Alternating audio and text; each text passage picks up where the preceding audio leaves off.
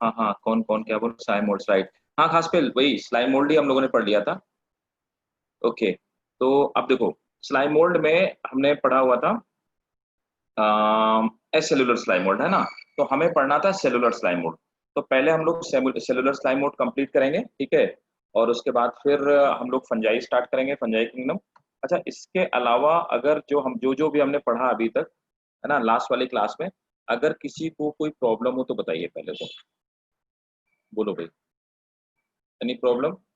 Sir जी जी जी, बताइए बताइए। वो ट्रिपेनोसोमा गेम्बियंस का अंड्यूलेटिंग मेम्ब्रेन क्या काम करता है सर? आपने कहा था ना अंड्यूलेटिंग मूवमेंट, मेम्ब्रेन। मूवमेंट में, हाँ, अंडुलेटिंग मेम्ब्रेन क्या होती है कि देखो, वो मेम्ब्रेन है ना, है वो है तो एनिमल। तो एनिमल सेल है तो ऊपर की जो मेम्ब्रेन है वो एक्चुअली पेलिकल की बनी होगी, प्रोटीनेशियस पार्ट की बनी होगी, है ना। और वो हेल्प क्या करती है, वो मूव करने में हेल्प करती है। तो वो जब एक्चुअली ट्रिपैनोसोमा गैमेंस जो है ना, ये नॉक्टर्नल एक्चुअली, खास खास पे ये भी खास बात है, नॉक्टर्नल बोले तो, हाय आमना, हाय। नॉक्टर्नल अगर बोले तो दैट, लाइक, वो नाइट के टाइम पे, है ना, नाइट के टाइम पे क्या होता है कि, जस्ट मिनट,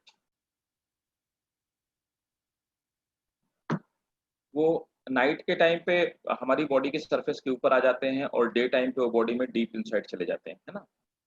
तो ऐसा है, ठीक है। तो वो उसको जब वो अंदर ब्लड के अंदर होते हैं तो मूव करके एक जगह से दूसरी जगह मूव करते हैं। फॉर सेक ऑफ एग्जांपल, वो हमारे इस वाले लोअर बॉडी पार्ट में है, उनको जाना नर्वस सिस्टम में होता है, तो ब्लड के अंदर स्ट्रीमिंग में मूव करते हैं, ठीक है। और अगेंस्ट द ब्लड स्ट्रीम भी वो मूव करने की कैपेबिलिटी रखते हैं, ठीक है। सर बताइए।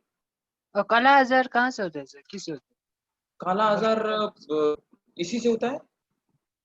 काला आजार का एजेंट कौन है सर? मतलब वो एजेंट तो ट्रेपेनोसोमा ही होगा ना, काला आजार ये इसी भी को बोलते काला आजार को करता है सर? हैं। नहीं, ये भी नहीं कहता, kala azar is, that is the, what to say, local name, समझे। हाँ जी। काला आजार लोकल नेम है, ठीक है। ठीक, ओके। तो अब देखो, स्टार्ट करते हैं हम। तो उसको पहले स्टार्ट करते हैं, ठीक है, फिर आगे मूव करेंगे, राइट। सर कौन से पैरासाइट से होता है काला आजार? काला आजार तो इसी से होगा, ट्रेपेनोसोमा गैमियल से, अच्छा ठीक है सर। है ना। थैंक यू देखो, सर। दो डिजीज में थोड़ा सा तुम्हें कंफ्यूजन होगा। एक होता है लेस्मोनिया डोनावानिस, है ना। लेस्मोनिया डोनावानिस जो होता है वो लेस्मोनियसिस करता है, ठीक है। उसे हम लोग ब्रेन फीवर कहते हैं। और ये वाला जो पार्ट है, ये क्या बोलते हैं इसको, अ, अभी मैंने क्या बताया, ट्रैपैनोसोमा गैमियंस, है ना, ये स्लीपिंग सिकनेस कॉज करता है। दोनों के सिम्टम्स काफी कुछ मिलते जुलते हैं, और वेक्टर भी दोनों के, लेकिन क्या है कि इसका जो वेक्टर है ना, सीसी फ्लाई है, टीसी टीसी जो हमने लिखा हुआ था। और उसका वेक्टर सैंड फ्लाई है, मक्खियां, दोनों का वेक्टर भी दोनों का है। और दोनों का पॉइंट ऑफ ओरिजिन भी ऑलमोस्ट अफ्रीकन कॉन्टिनेंट है, ठीक है। अच्छा, चलो ठीक है, काफी सारे लोग बात कर रहे हैं। और एक पिछले क्लास में क्वेश्चन था सर योक्ड और ब्रैकेटेड की अच्छा, के बारे में। एक मिनट, एक मिनट, खास पे रुको, भाई रुको रुको, धीरे धीरे मैसेज करो। आमना ने, पैरामीशियम में सिर्फ सेक्सुअल रिप्रोडक्शन ही होता है ना, एसेक्सुअल, हाँ। पैरामीशियम में सिर्फ एसेक्सुअल रिप्रोडक्शन ही होता है, आमना, उसमें सेक्सुअल रिप्रोडक्शन नहीं होता है। अच्छा, हाँ, अब बताओ, खास पे क्या पूछ रहे थे। सर वो योक्ड और ब्रैकेटेड की के बारे में। किसके, अच्छा, की और के बारे में। बायोलॉजिकल की। हाँ जी सर। अच्छा अच्छा, बायोलॉजिकल की के बारे में। देखो, बायोलॉजिकल की में क्या होता है कि हम लोग ये देखते हैं कि देखो, पहले बात तो की क्या होती है, तो की मैंने आपको ये बताया था कि की is something that is the list of characteristic, है ना। तो उसमें की में लिस्ट ऑफ कैरेक्टरिस्टिक होते हैं। तो जो कैरेक्टरिस्टिक होते हैं उनके बेसिस पे हम ये बता पाते हैं कि कोई भी ऑर्गेनिज्म किस क्लास को बिलोंग करता है। फॉर सेक ऑफ एग्जांपल, कि मैमेलिया है ना।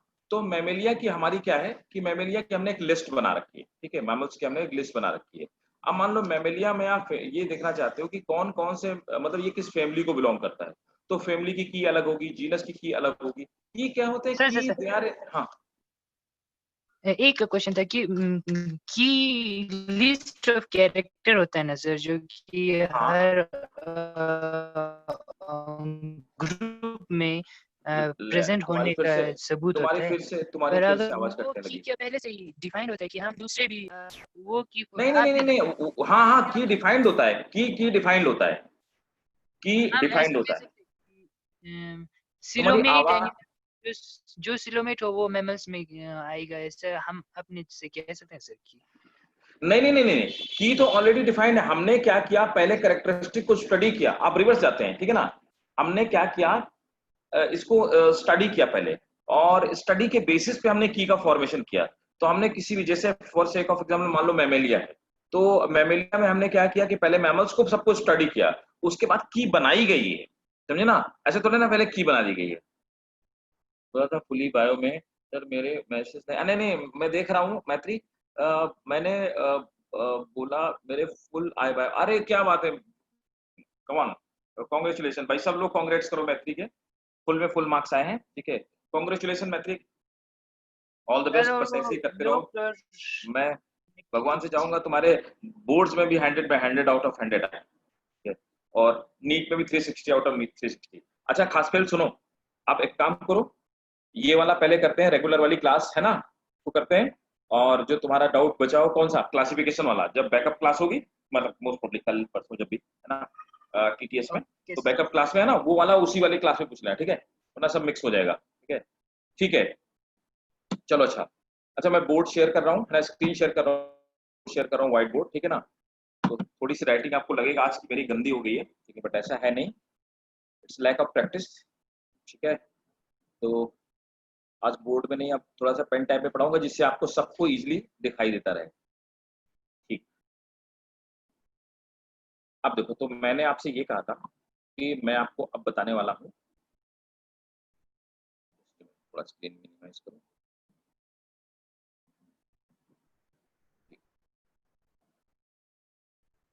आवाज तो सबको आ रही होगी क्लियर मेरे हिसाब से, है ना। तो यस देखो, मैं आपको बताने वाला था, मैंने आपको बता दिया था, हाँ हाँ हाँ हाँ, ये कर रहे स्लाइम मोड्स, है ना। तो हम लोग पढ़ रहे थे स्लाइम मोड्स। स्लाइम मोड से मैंने आपको पहले स्लाइम मोड पढ़ाया, ठीक है। स्लाइम मोड, स्लाइम मोड में मैंने आपको बताया कि दो तरह के स्लाइम मोड्स पाए जाते हैं। एक स्लाइम मोड वो जो कि एसेलुलर है ना, दे आर एसेलुलर, सॉरी थोड़ा सा गंदा हो गया, they are acellular slime mould, right. तो पहले वाले आपके acellular, they are acellular. Acellular slime mould आपके डिप्लॉयड थे, 2N थे, है ना। और दूसरी इनकी खास बात क्या थी एसेलुलर स्लाइम मोड की, डिप्लॉयड थे, और डिप्लॉयड होने के साथ क्या था, दे वर अ मास ऑफ मल्टी न्यूक्लिएटेड। तो ये क्या थे, मल्टी न्यूक्लिएटेड थे, है ना। तो मल्टी न्यूक्लिएटेड में आपने देखा कि ऐसी कुछ कंडीशन थी जिसको मैंने कहा कि सिनोसिटिक कंडीशन बोलते हैं, लेकिन मैं आपको ये बताऊंगा। तो एक मास था, उसके अंदर बहुत सारे, एक मास था और उसके अंदर बहुत सारे टाइप के क्या थे, न्यूक्लियस वहां पे इकट्ठा थे, है ना। देयर वाज अ मास, और उस मास में बहुत सारे न्यूक्लियस इकट्ठा थे, ठीक है। तो सिनोसिटिक कंडीशन में, इसको हम सिनोसिटिक कंडीशन बोलते हैं, ये मैं आपको अभी बताऊंगा जब आज फंजाई स्टार्ट करूंगा, ठीक है। तो एक मास है जिसके अंदर बहुत सारे न्यूक्लियस इकट्ठा है, ये हमारा हो गया एसेलुलर। अच्छा सेलुलर स्लाइम मोल्ड क्या होता है। सेलुलर स्लाइम मोल्ड आप बिल्कुल मान लो का अमीबा की तरह दिखाई देता है, सेलुलर स्लाइम, ठीक है, cellular slime mould. Cellular slime mould ये कुछ इस तरह से होते हैं जैसे अमीबा की शेल होती है, लेकिन नहीं होते, ये यूनिन्यूक्लिएटेड होते हैं। सो द ऊपर वाले मल्टी न्यूक्लिएटेड थे एसेलुलर, दे आर यूनिन्यूक्लिएटेड। ये हो गया हमारे यूनिन्यूक्लिएटेड। यूनिन्यूक्लिएटेड होने के साथ साथ में मैंने आपको बताया कि ये हमारे हैप्लॉइड। तो दोनों में ये सबसे मेजर जो डिफरेंस है वो ये डिफरेंस है, ठीक है। ऑब्वियसली इनका साइज छोटा होगा जो यूनिसेलुलर है आपके, और ये जो बहुत सारी सेल्स का कॉन्ग्लोमरेशन है, एक बड़ा सा प्रोटोप्लाज्म है, ये आपको थोड़ा सा दिखाई देंगे कि इस तरह से सिनोसिटिक कंडीशन में पाई जाती है। अब स्लाइम मोल्ड में मैंने आपको ऊपर वाला मैंने आपको बता दिया था, ऊपर वाले में अगर किसी को कोई डाउट है सेलुलर वाले में, तो मैंने पूरी इसकी आपको लाइफ साइकिल बता दी थी। अब देखो क्या होता है, ये जो यूनिन्यूक्लिएट आपके होते हैं स्लाइम मोल्ड, है ना, ये सेम वैसे ही बिहेव करते हैं बिल्कुल, इनके जो हम लोगों ने फ्लाई मोड्स के स्ट्रक्चर पढ़े हुए स्ट्रक्चर बताया हुआ था कि ये कई बार क्या होती है, फैगोसिटिक न्यूट्रिशन करते हैं, सैप्रोफिटिक न्यूट्रिशन करते हैं। तो फैगोसिटिक में क्या करते हैं कि फैगोसिटिक न्यूट्रिशन में फैगोसाइटोसिस करते हैं, मतलब छोटे-छोटे जो पैरासाइट्स होते हैं, प्रोटोजोआ होते हैं, उनको खा लेते हैं और कुछ बैक्टीरिया को भी एनगल्फ कर लेते हैं। सैप्रोफिटिक मोड ऑफ न्यूट्रिशन में क्या करते हैं कि जो सड़ी-गली चीज़ें होती हैं, है ना? नहीं किसी का माइक्रोफ़ोन ऑन है, प्लीज़ पता माइक्रोफ़ोन नहीं। ऑफ करिए। प्लीज़ सब लोग माइक्रोफ़ोन अपना ऑफ रखेंगे, ठीक है? तो एसेलुलर स्लाइम मोल्ड में ऐसा रहता है, ठीक? आप देखो क्या है कि दोनों में बाकी बिहेवियर बिल्कुल सेम है। अब ये एसेलुलर स्लाइम मोल्ड इनकी लाइफ साइकिल चलती कैसे है? इन जनरल क्या होता है, तो इस तरह के छोटे-छोटे सेल्स के फॉर्म में पाए जाते हैं। तो ये अमीबॉइड सेल्स होते अच्छा, हैं। हेलो? एक्सप्लेन कर देंगे। किसी का माइक्रोफ़ोन ऑन है भाई, प्लीज़ ऑफ करो। देखो। Hello hello? सर। हाँ, हाँ, हाँ। हाँ बेटा, बोलो, सर बोलो। मैं बोल रही थी एक बार ए सेल्यूलर प्लीज बता दीजिए। अच्छा ठीक है, मैं एसेलुलर एक बार फिर से बता देता हूँ। ठीक है? देखो अगर कोई नया हो आप में से, है ना? मैं देख लेता हूँ हालाँकि अगर कोई पार्टिसिपेंट नया हो, तो प्लीज़ मैं आपको बता दूँ कि हम लोग रेगुलर क्लास में अभी पढ़ रहे हैं। वैसे मेरे हिसाब से कुछ नया कोई मुझे दिख नहीं रहा है। ठीक है? इन केस अगर किसी को कोई नहीं समझ में आया तो मुझे प्लीज़ पूछ लीजिएगा आप। अब देखो, ठीक है, मैं आपको एसेलुलर बता देता हूँ। तो पहले मैं एसेलुलर स्लाइम मोल्ड ही समझा देता हूँ, ये मैं हटा देता हूँ। ठीक है? फिर मैं आपको सेलुलर। तो देखो लास्ट क्लास में मैंने आपको ये बताया था कि एसेलुलर स्लाइम मोल्ड इस तरह का एक मास होता है ना? ये मास में क्या होता है, बहुत सारी न्यूक्लियस होती है। तो इनको हम एसेलुलर स्लाइम मोल्ड कहते हैं। ये मूव कर सकते हैं जैसे अमीबा मूव करता है सीटोपोडिया की हेल्प से, वैसे मूव कर सकते हैं और साथ में ये क्या करते हैं, दे आर सैप्रोफिटिक। तो सैप्रोफिटिक का मतलब क्या हुआ? सैप्रोफिटिक का मतलब होता है कि ये सड़ी गली चीजों में, रोटन चीजों में से अपना न्यूट्रिशन लेते हैं, जैसे फंजाई लेते हैं, है ना? दूसरा कई बारी क्या होता है कि ये किसी-किसी बैक्टीरिया को या प्रोटोजोआ को खा लेते हैं। इसीलिए ये फैगोसिटिक भी होते हैं दोनों तरह से। ये मैंने आपको लास्ट क्लास में बताया था, फैगोसिटिक, ठीक है? तो सैप्रोफिटिक और फैगोसिटिक दोनों तरह का न्यूट्रिशन इनमें पाया जाता है। प्लस मैंने बताया था कि जब फूड एग्ज़ॉस्ट हो जाता है, फूड की कमी हो जाता है, तो ये क्या करते हैं कि थोड़ा-सा इस तरह से इनमें एक स्ट्रक्चर बल्ज आउट होना स्टार्ट हो जाता है। ये जो आपको स्ट्रक्चर दिखाई दे रहा है, ये बल्ज आउट स्ट्रक्चर हो जाता है, ठीक है? तो ये जो डोम शेप स्ट्रक्चर बन जाता है, इस डोम शेप स्ट्रक्चर का फिर और ग्रोथ होता है। ग्रोथ होने के बाद मैंने आपको बताया था कि ये स्ट्रक्चर इस तरह से स्पोरेंजिया के फॉर्म में कन्वर्ट हो जाता है ना, तो ये इस तरह से बड़ा-सा स्पोरेंजिया के फॉर्म में कन्वर्ट हो जाता है। इस स्पोरेंजिया के अंदर बहुत सारे स्पोर बन जाते हैं। अब जब स्पोर का फॉर्मेशन होता है, तो अभी तक हम ऊपर पढ़ रहे थे, मैंने आपको बताया कि ये मल्टी न्यूक्लिएट होते हैं, लेकिन ये डिप्लॉइड हैं, मतलब क्रोमोसोम के 2 सेट पाए जाते हैं। तो ये 2n है, मतलब ये डिप्लॉइड है। इसका मतलब ये जो स्पोरेंजिया है, ये भी 2n है ना? ये भी डिप्लॉइड होगी। अब क्या होता है कि जब इस स्पोरेंजिया के अंदर रिडक्शन डिवीजन होता है, तो रिडक्शन डिवीजन मैंने आपको बताया था कि रिडक्शन डिवीजन का मतलब होता है कि मियोसिस, ठीक है? मियोसिस, ठीक। अब देखो रिडक्शन डिवीजन में जो मियोसिस होता है, मियोसिस का क्या मतलब होता है? भाई देखिए कोई अगर मैसेज कर रहा है,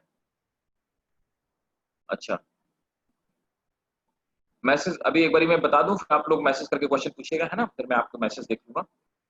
अब देखो यहाँ पर क्या होता है, ये मैंने आपको बताया था कि इसमें से स्पोर्स का फॉर्मेशन होता है। ये जो स्पोर बनते हैं मियोसिस के बाद या रिडक्शन डिवीजन के बाद, ये हैप्लॉइड होते हैं, एन होते हैं। अब ये स्पोर, बहुत सारे स्पोर रिलीज होते हैं, बहुत सारे, ढेर सारे। ये स्पोर क्या होते हैं, जर्मिनेट करते हैं, है ना? जर्मिनेट करते हैं। अब स्पोर का जर्मिनेशन होता है। स्पोर के जर्मिनेशन के बाद मैंने आपको बताया था कि दो तरह की सेल्स बनती हैं। एक वो सेल, ये यूनिन्यूक्लिएट होती हैं और इनमें ये हैप्लॉइड सेल्स होती हैं। तो ये जो हैप्लॉइड सेल होती है, ये कुछ-कुछ अमीबा की तरह दिखाई देती हैं। इन सेल्स को मैंने क्या कहा था? मैंने बताया था कि इन सेल्स को हम कहेंगे मिक्सो अमीबी, ठीक है? इनको बोलेंगे मिक्सो मिक्सो अमीबी, ठीक है? इनको हम मिक्सोमीबी बोलते हैं, इस टाइप की सेल्स को। दूसरी कुछ इस तरह की सेल्स बनी हुई थी, जिनके अंदर फ्लैजिला पाए जाते हैं, है ना? इस तरह की। ये भी यूनिन्यूक्लिएटेड थी और इनके अंदर फ्लैजिला थे। ये भी हैप्लॉइड थी। इनको हमने कहा स्वार्म सेल। तो देखिए 2 तरह की सेल बनेगी।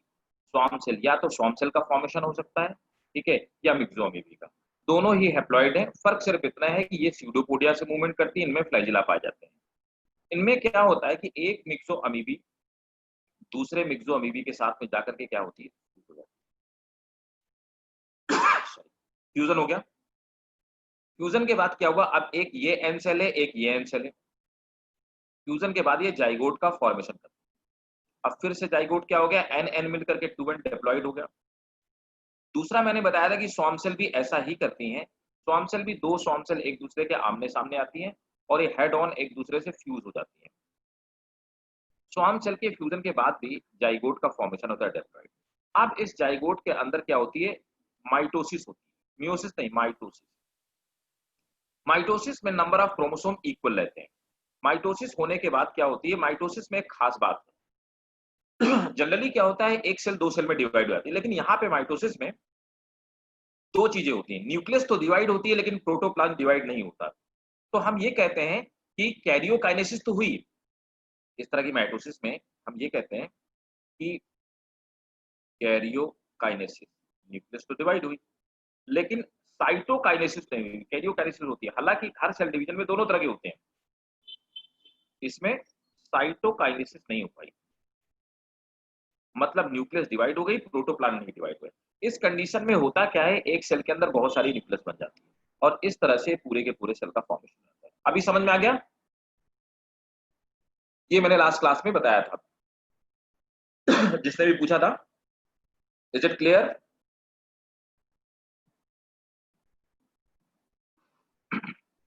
अच्छा, मैत्री की स्क्रीन फ्रीज हो गई, मैत्री देख नहीं पा रही हूँ।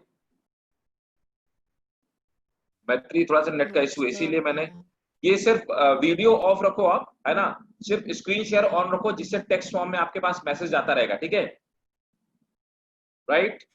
सब वही है लेकिन ब्लैंक दिख रहा है।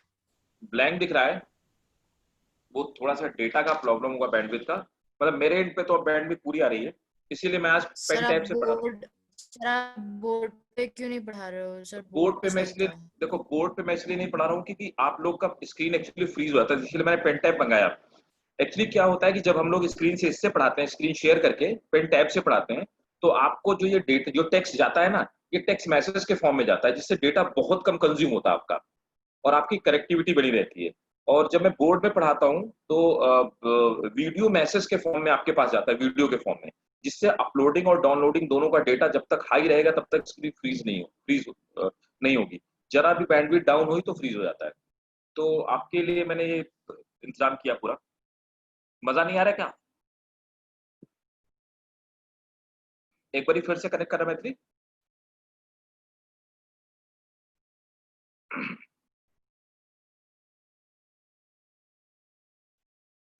एक बार फिर से कनेक्ट करना, डिस्कनेक्ट करके एक बार फिर से करना। सर लेकिन उसमें बोर्ड में ज्यादा से समझ में आता है, कुछ भी हो, लेकिन आप मतलब सब कुछ समझ में आता है उधर। अच्छा, अभी मजा नहीं आ रहा होगा, है ऐसा? सब मजा नहीं है, लेकिन वो एक बार स्क्रीन भी थोड़ा सा फ्रीज हो जाती है, फिर बाद में जो आपने पहले पढ़ाया हुआ है, फिर क्या कहते हैं, फिर जब आप क्या कहते हैं वहां पर पढ़ाते हो ना, तब वहां पर आप जो मतलब बताते हो एक एक चीज, मतलब जैसे इस डायग्राम में ये, उस डायग्राम में वो है, तो वो समझ में आता है ऑन द स्पॉट। अभी यहाँ पर कैसा हो रहा है पता नहीं। अच्छा, ऐसा क्या? अच्छा चलो सुनो ना, अभी पढ़ लो, है ना, स्टार्ट कर दिया, अभी पढ़ लो, मैं पढ़ा दूंगा, कोई दिक्कत नहीं, बोर्ड से पढ़ा दूंगा एक बारी। मुझे बुला ही गया था इसके लिए, है ना, स्पेशली मैंने इसके लिए, इस पर्पस के लिए स्पेशली पेन टैब मंगवाया इस पर्पस के, अदरवाइज मैं बोर्ड से ही पढ़ा रहा था। ठीक है, एक बारी ट्राई करो, है ना। बस रीजन यही था कि आपका डेटा, आप लोगों का डेटा लो हो जाता है तो फ्रीज हो जाती है स्क्रीन। अच्छा, क्वेश्चन किसने पूछा था? हेलो भाई, प्लीज प्लीज प्लीज ये माइक्रोफोन बंद करो, किसका ऑन है? माइक्रोफोन किसका ऑन है, प्लीज बंद करो। ठीक है, अच्छा अब समझ में आ गया सबको? किसी को डाउट? कौन है भाई? किसी को डाउट? कोई डाउट नहीं? कौन है भाई ये, प्लीज कौन है? माइक्रोफोन चलो पाबंद है, ठीक है। तो चलो अब देखो, अब आज वाला स्टार्ट करते हैं, ठीक है, मतलब सबको क्लियर हो गया। अब देखिए, अब मैंने आपको दूसरी चीज मैं आपको समझा रहा था, that was cellular slime mold. Cellular slime mold. अब देखो सेलुलर स्लाइम मोल्ड क्या होता है, बात को समझना। सेलुलर स्लाइम मोल्ड्स क्या होते हैं? पीछे चले जाइए, बोर्ड आ गया था मेरा। हाँ क्या पीछे? एक मिनट, एक पिछले वाला स्क्रीन दिखा दीजिए, मेरा स्क्रीन आ गया था। मैं समझा नहीं, क्या कह रहा हूँ? हेलो, मैं कह रही हूँ एक बार आपने जो पहला वाला स्क्रीन बताया था ना, जब सबसे पहला वाला फर्स्ट वाला, वहां पर चले जाइए, मुझे 2 मिनट नोट करना है। मेरे पहले बार स्क्रीन हाँ मैं ट्राई करता हूँ, हाँ आ जाएगा मेरे हिसाब से, आ जाना चाहिए, नहीं आएगा, क्लियर कर दिया मैंने, अब नहीं आएगा, वो रिमूव हो गया।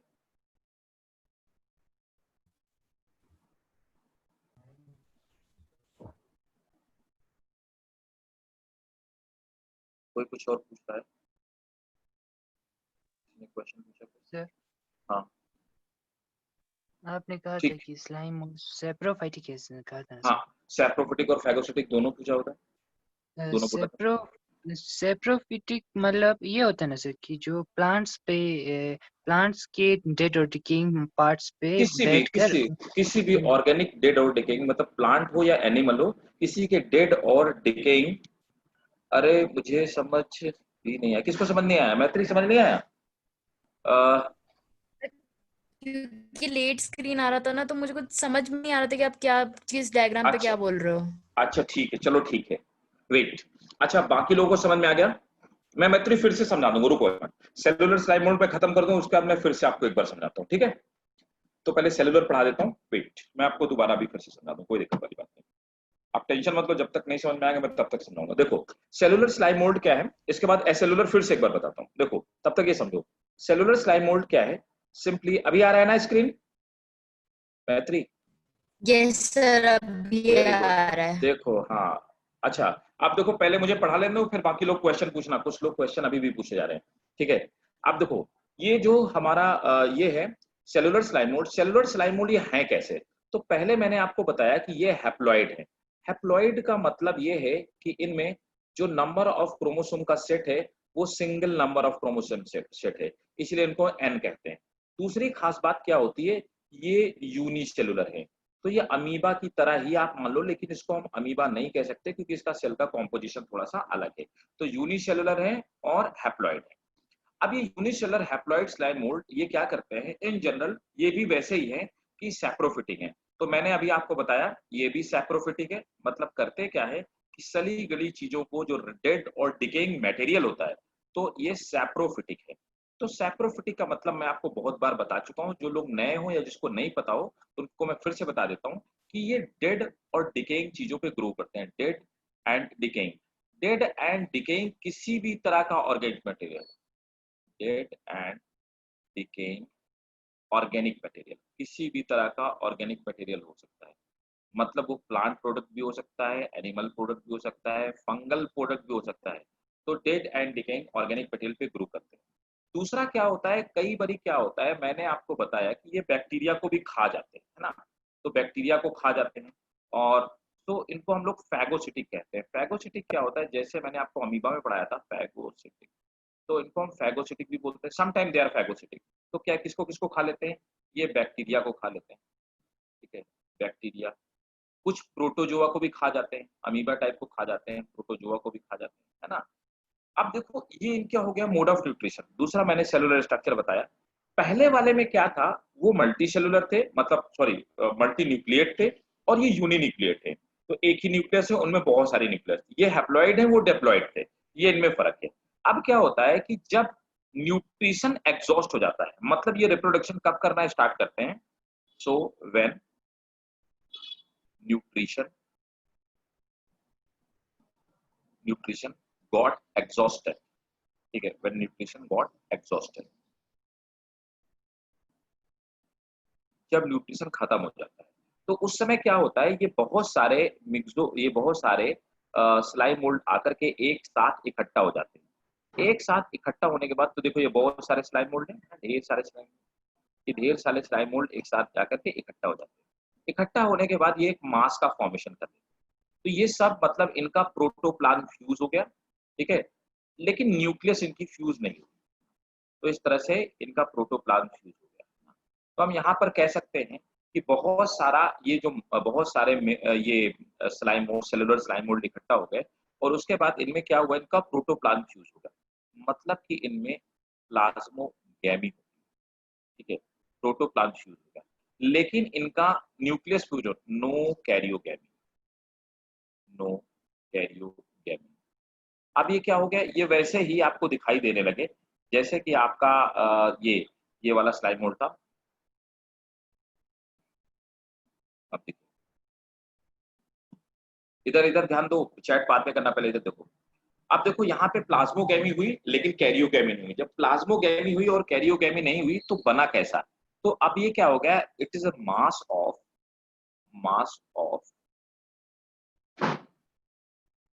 Protoplasm, mass of protoplasm with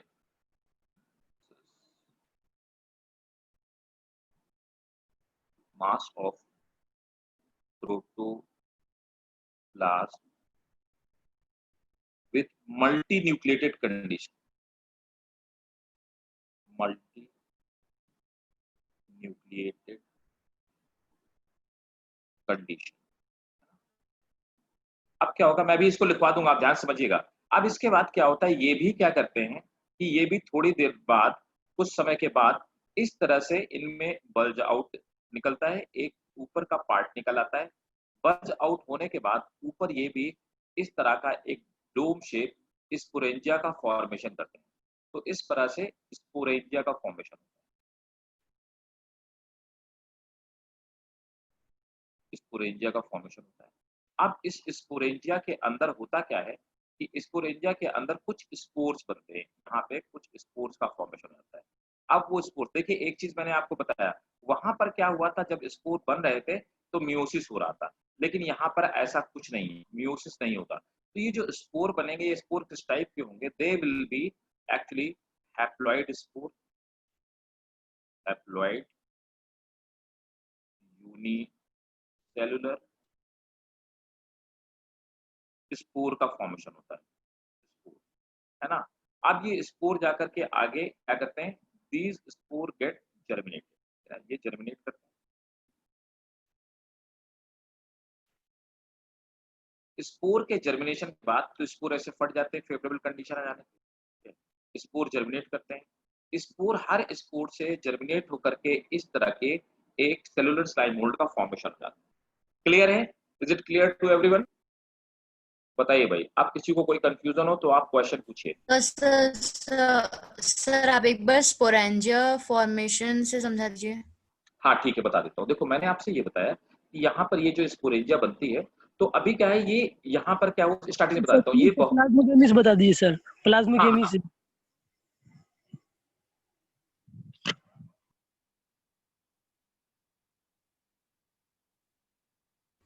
Plasmodium किधर है?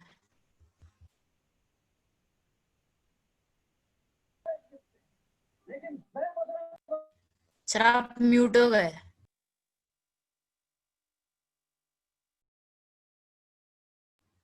हेलो, आवाज आ रही किसी को? सर की फ्री हो गए। सर आवाज आ रही है? हेलो, रिकनेक्ट हो रहे लोगों मेरी आवाज आ रही है? हाँ, इधर Yes, इधर sir. आवाज आ रही है? Yes, हाँ, sir. ठीक है। तो देखो मैं आपसे ये बता रहा था, थोड़ा सा वो पावर बैक चला गया था। हाँ, तो अब आप समझिए, अब बोर्ड पे फोकस रहिएगा, ठीक है। मेरी शक्ल नहीं दिखेगी, हो सकता है आपको थोड़ी कम दिखाई देगी, लेकिन आप बोर्ड पे फोकस रहिएगा। अब देखिए क्या होता है कि यहाँ पर मैंने आपको ये बताया था कि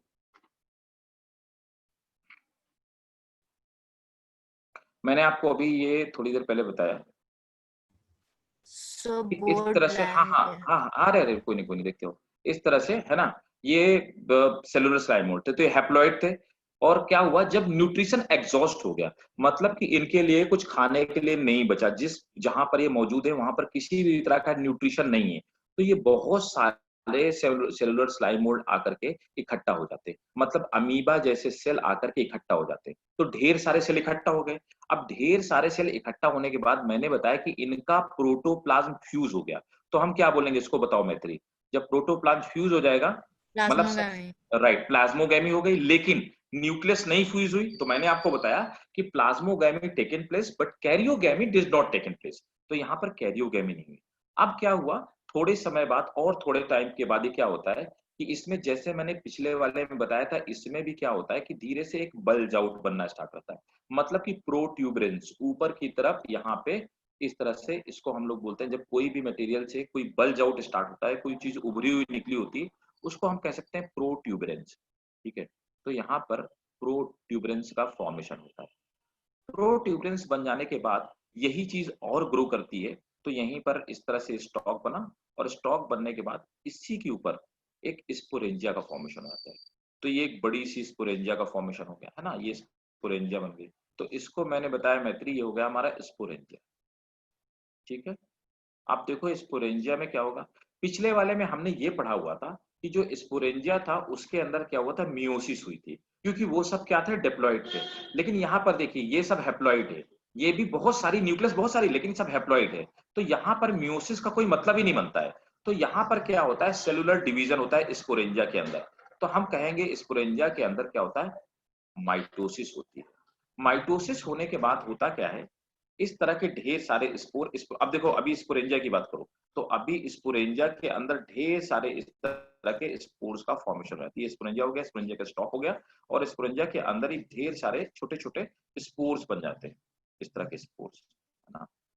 अब जब भी फेवरेबल कंडीशन आएगी तो ये स्पोरेंजिया फट जाएगा, रप्चर हो जाएगा, मतलब कि स्पोरेंजिया रप्चर हो जाने से ये स्पोर्स बाहर निकल आएंगे। अब ढेर सारे स्पोर बाहर निकल आएंगे, बहुत सारे।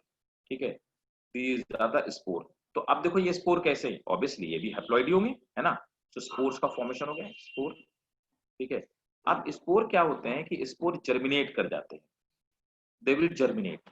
जब भी, तो कब जर्मिनेट करेंगे, फेवरेबल कंडीशन में, मतलब कि जब फेवरेबल कंडीशन क्या होगी, फूड नहीं था, फूड अवेलेबल हो जाएगी, दे विल जर्मिनेट। जर्मिनेट करने के बाद ये फिर से इस तरह से हर स्पोर से इस तरह की एक सेल बाहर निकल करके आ जाएगी, और इस तरह से यहाँ पर जो सेलुलर स्लाइम मोल्ड थे, सेलुलर स्लाइम मोल्ड का फॉर्मेशन हो गया। अब बताओ, सेलुलर स्लाइम मोल्ड सबको समझ में आ गया, मैत्री समझ में आया इस बार। हाँ, एक मिनट सर, क्या कहते हैं, जो फर्स्ट स्टेज थी उसमें आपने क्या बोला था, क्या पास में आए हैं और कैसे पास में आए हैं? ये क्या हुआ कि इस तरह से बहुत सारे अलग अलग ये घूम रहे थे, है ना, cellular slime mould. Cellular slime mould ये बहुत, जैसे जब न्यूट्रिशन एग्जॉस्ट हो गया, तो जहां पर स्लाइम मोल्ड मौजूद थे वहां पे न्यूट्रिशन जब नहीं मिला, तो क्या हुआ, बहुत सारे स्लाइम मोल्ड की सेल एक दूसरे के पास आ गई और इकट्ठा हो गई। तो सेल एक साथ इकट्ठा होकर के एक बड़े से मास का फॉर्मेशन कर दिया, है ना। तो सेल्स के इकट्ठा हो जाने से इस तरह का ये मास बना। तो इस मास में क्या हुआ, हाँ, प्लाज्मोगैमी हुई। जिसने नहीं नोट कर लिया नोट करेंगे, प्लाज्मोगैमी हुई, मतलब प्रोटोप्लाज्म बहुत सारी सेल्स का फ्यूज हो गया, इन सब सेलों का प्रोटोप्लाज्म फ्यूज हो गया, लेकिन यहाँ पर नो कैरियोगैमी, किसी भी तरह से न्यूक्लियस का फ्यूजन नहीं हुआ, कैरियोगैमी नहीं हुई। तो ये जो मास बना जाकर के, इस मास के लिए हम टर्म यूज कर सकते हैं कि this is a protoplasmic mass, protoplasmic mass with multi-nucleated condition, multi-nucleated condition, multi-nucleated। ये कौन एक्सपेरिमेंट कर रहा है, आप उधर से एक्सपेरिमेंट मत करो भाई। ठीक है, आप बताओ, अब बताओ किसी को कोई दिक्कत, बोलिए। अच्छा सर जी, सेप्रोफाइटिक और सेप्रोट्रोफिक के बीच में क्या डिफरेंस होता है सर? कोई फर्क नहीं होता। सैप्रोफिटिक मतलब होगा सेट्रोट्रॉफिक, एक ही बात है। सैप्रोफिटिक मोड ऑफ न्यूट्रिशन हो गया, है ना, और सैप्रोट्रॉफिक जो होता है उसका भी यही मतलब होता है, दोनों बोथ आर सिमिलर। सिस्टिक वो कंडीशन आपने वो स्पोर सिस्टिक कंडीशन में होता है सर। नहीं बेटा, स्पोर में और सिस्ट में बहुत फर्क है। स्पोर थिन वॉल्ड भी हो सकते हैं, थिक वॉल्ड भी हो सकते हैं, समझिए। सिस्ट लेकिन जो होती है ना, ये फर्क है। स्पोर एक थिन वॉल्ड भी हो सकता है और थिक वॉल्ड भी हो सकता है ना। अभी मैं बताऊंगा, अभी फंगस के स्पोर आप देखिएगा थिन वॉल्ड स्पोर भी होते हैं, लेकिन हमेशा सिस्ट एक स्ट्रॉन्ग वॉल से बनी होती है और it's made up of very thick wall. एक और स्लेरोशिया और ओइडिया फॉर्मेशन कुछ बोल रहे थे, क्या है सर? बेटा मैं तुमको बताऊंगा, वही मैं मतलब फंगस में सब बताऊंगा, स्क्लेरोटिया क्या होता है और ओके है ना, स्यूडो पैरेन्काइमा क्या होता है। भाई सबको समझ में आ गया? और बताओ किसी को और कोई क्वेश्चन हो? आपने वो क्या लिखा है, protoplasmic mass with multi nucleated condition बोला ना आपने? हाँ, multi nucleated condition, right. Sir उसे स्यूडोप्लाज्मोडियम कह सकते हैं सर? स्यूडोप्लाज्मोडियम ना, स्यूडोप्लाज्मोडियम टर्म नहीं यूज कर सकते। Done sir. वो एक्चुअली दिस इज रियल। हाँ क्वेश्चन, अच्छा क्लियर हुआ? अच्छा चलो बहुत अच्छे से क्लियर हो गया, ग्रेट। ठीक है, तो अब सब लोग नोट कर लेंगे। अच्छा कुछ नए लोग भी मुझे लगता है इसमें दिखाई दे रहे हैं। नए लोगों को किसी को अगर कोई क्वेश्चन पूछना हो तो पूछ लीजिए, डोंट हेजिटेट। कोई नया है क्या? आयुष समझ में आया बेटा? आयुष यस सर, ठीक है। आया sir. Abjur Abuzar, I am sorry किसी का कुछ नाम अगर मिसस्पेल हो जाए so don't mind it. Sir मैंने तो अभी ज्वाइन करा। हाँ ना, मैं वही बोला कि अभी आपको जो मैंने अभी समझाया वो समझ में आया? अच्छा जस्ट अभी ज्वाइन किया? जस्ट अभी ज्वाइन करा सर। अच्छा अच्छा ठीक है ठीक है। तो अगर अब्दुल कुछ नहीं समझ में आया सो प्लीज मेक श्योर कि आप क्वेश्चन पूछिए और बताइएगा मेरे को अगर कुछ नहीं समझ में आया। जो लोग नए हैं, आप सेल्यूलर बताओगे ना? हाँ अरे पक्का बैटरी पक्का बताऊंगा, इसको लिखो तो डोंट वरी। मैं कोई भी चीज क्लियर किए बिना आगे नहीं बढ़ूंगा, इवन जब तक एक एक स्टूडेंट को क्लियर नहीं हो जाएगा आई वोंट मूव। टेंशन मत लो, सिलेबस तो होगा ही होगा। ठीक है, अब इसको नोट करो, नोट करेंगे। cellular slime mold, cellular slime mold are cellular slime molds are amoeba like structure. They are amoeba like structure. They are haploid cells. They are haploid cells. They are haploid cells, and they can change their shape. Next point.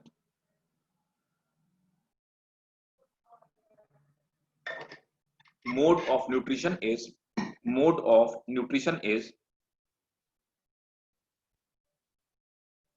saprophytic as well as mode of nutrition is saprophytic as well as phagocytic. Saprophytic as well as phagocytic. Next point. When nutrition exhaust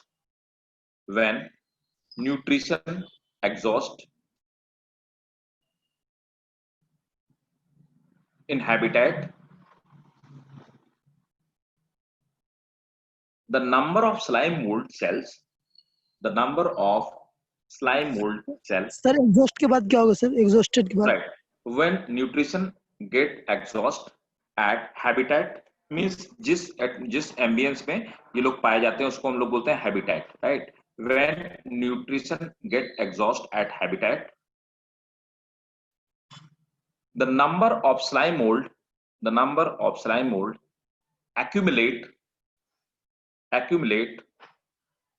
at particular point. Next point. The cells of slime mold fuses. Next point. The cells of slime mold fuses where fusion of protoplasm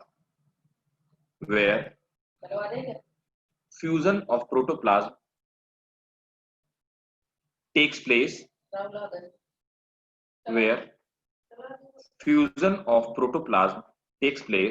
but nucleus do not fuses.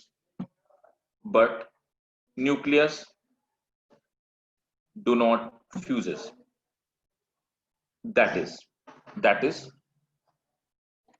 plasmogamy takes place.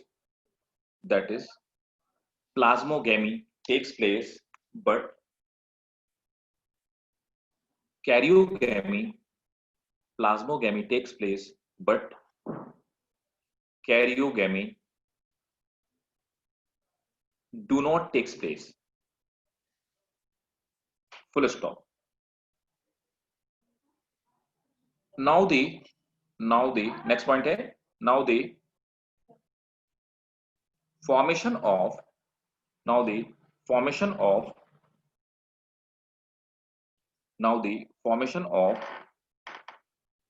a protoplasmic mass of cell, formation of a protoplasmic mass of cell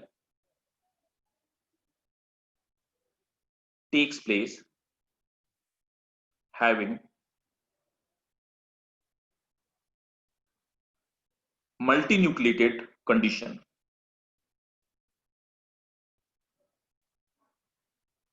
Next point. A protuberance comes out of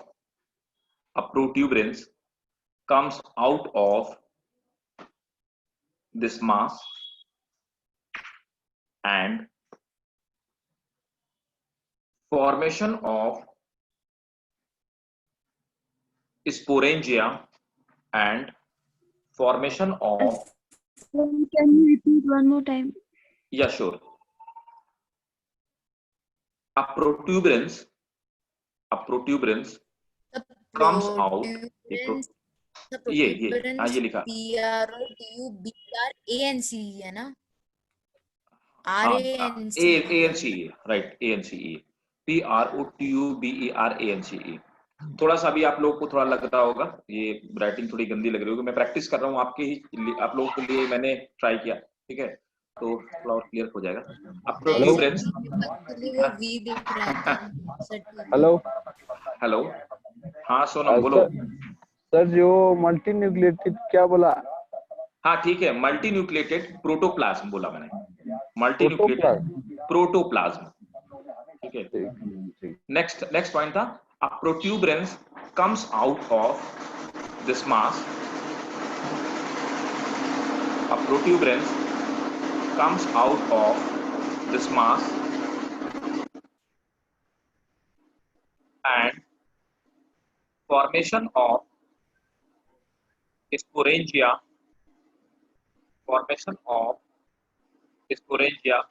takes place.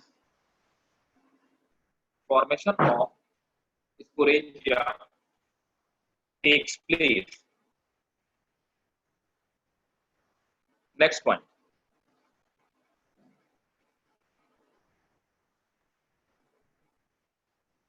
Here protoplasm inside sporangia. Here the protoplasm inside sporangia. Here एक minute repeat कर दीजिए, आपकी आवाज cut रही है. ठीक है. Here the protoplasm inside sporangia divide mitotically. Sir here के बाद क्या बोले? कैसे Here, हाँ बोलो. Here रिपीट the कर दीजिए. protoplasm inside sporangia divide mitotically, मतलब माइटोसिस के through. Divide mitotically means bracket पे लिख लेना mitosis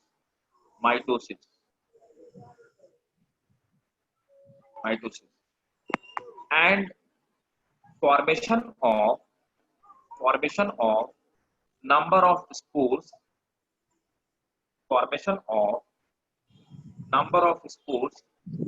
takes place. Formation of number of spores takes place inside sporangia.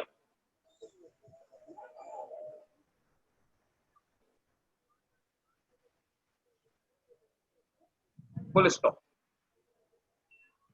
Next one. Spores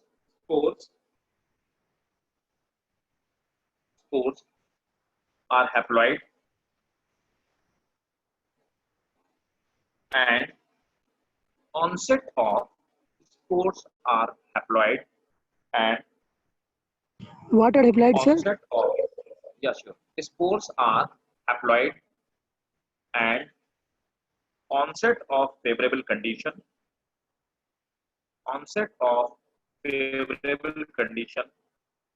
they germinate, spores are haploid, at onset of favorable condition they germinate.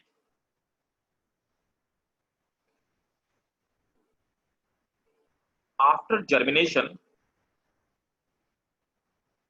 a cellular slime mold after germination, cellular slime mold comes out of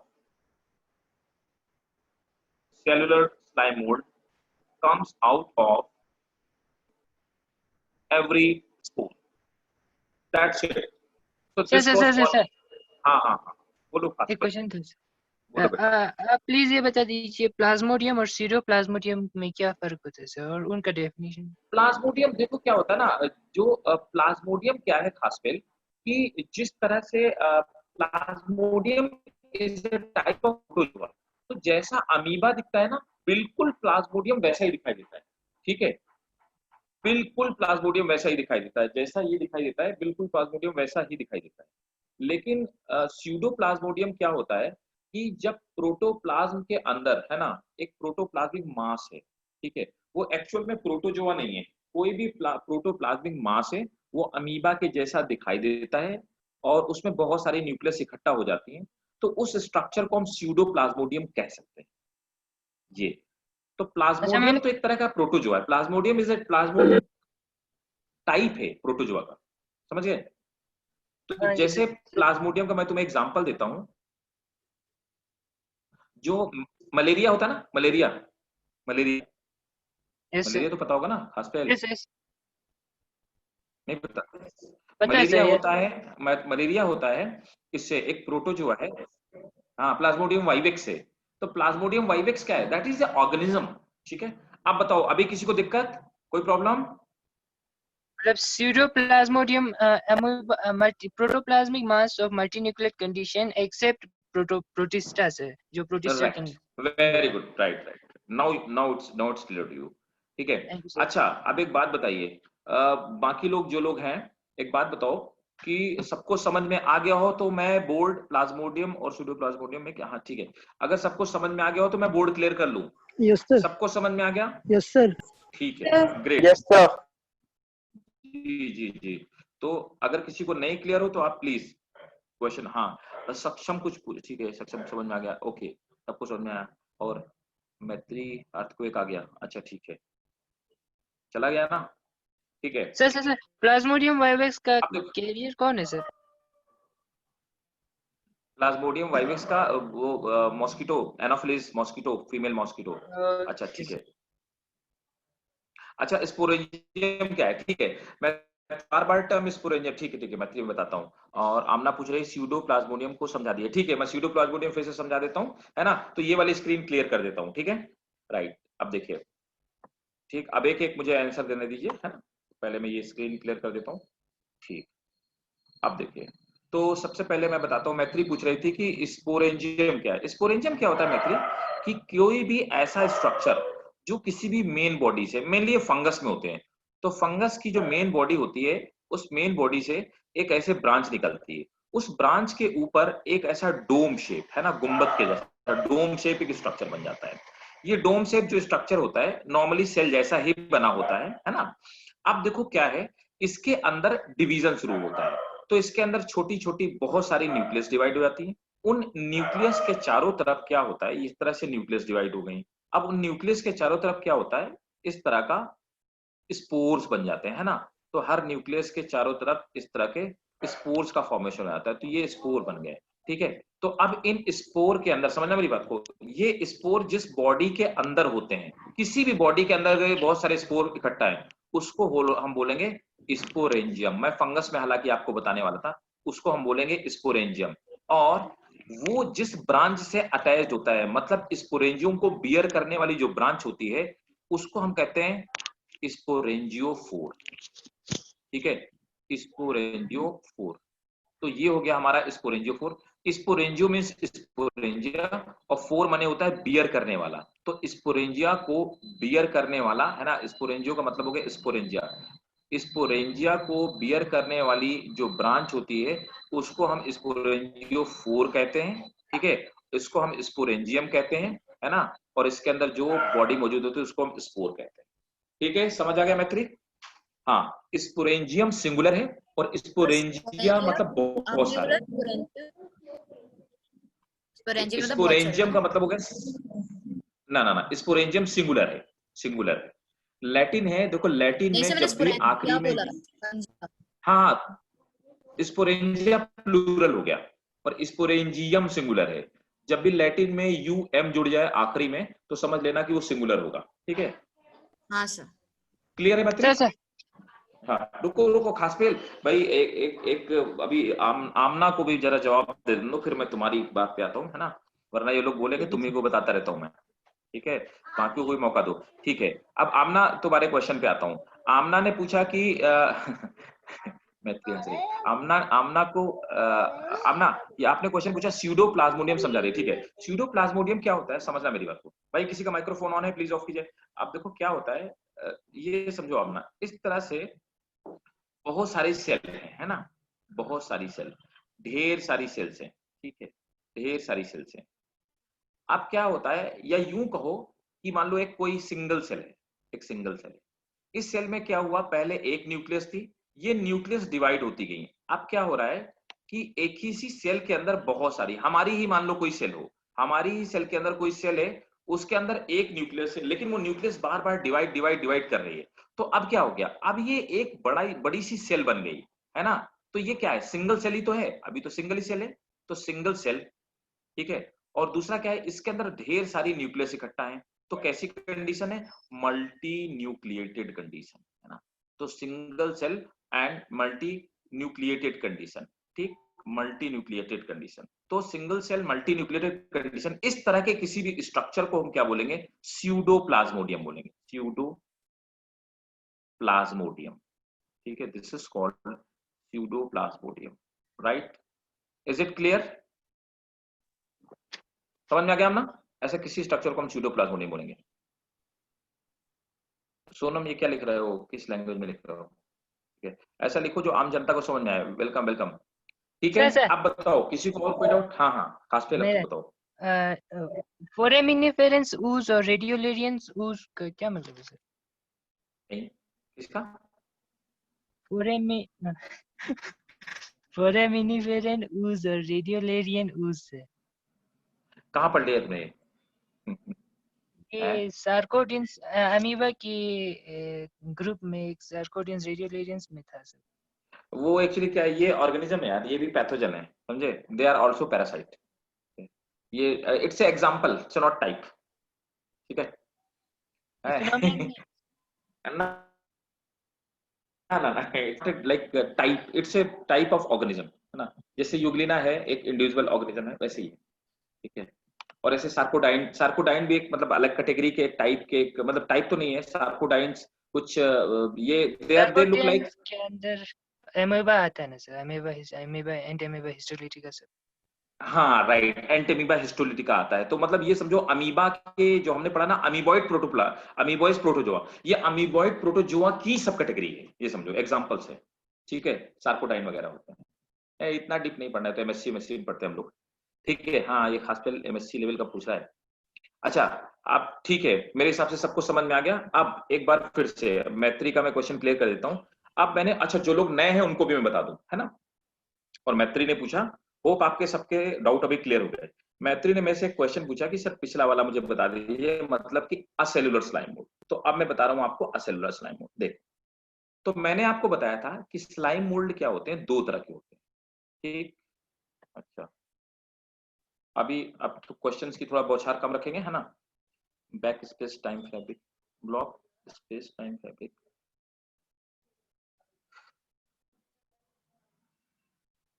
ठीक है, अब देखिए,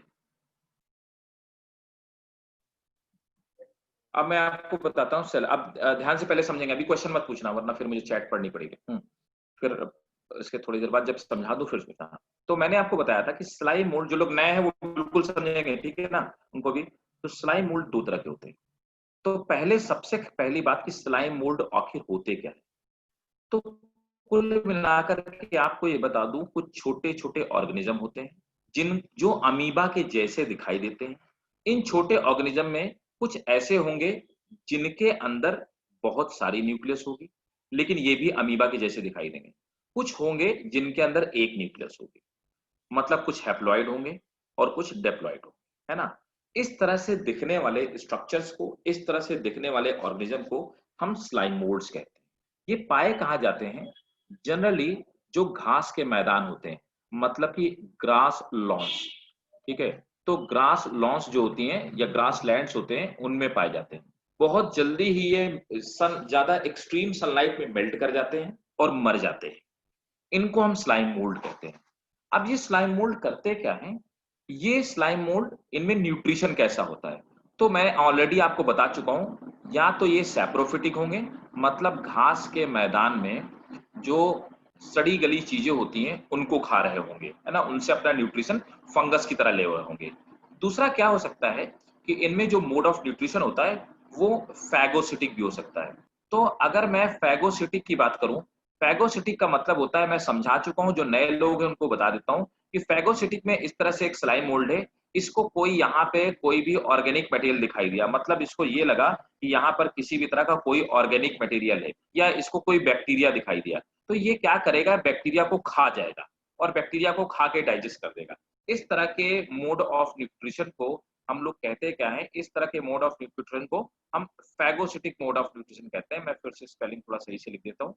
हाँ, देखिए, this is called phagocytic, phagocytic mode of nutrition.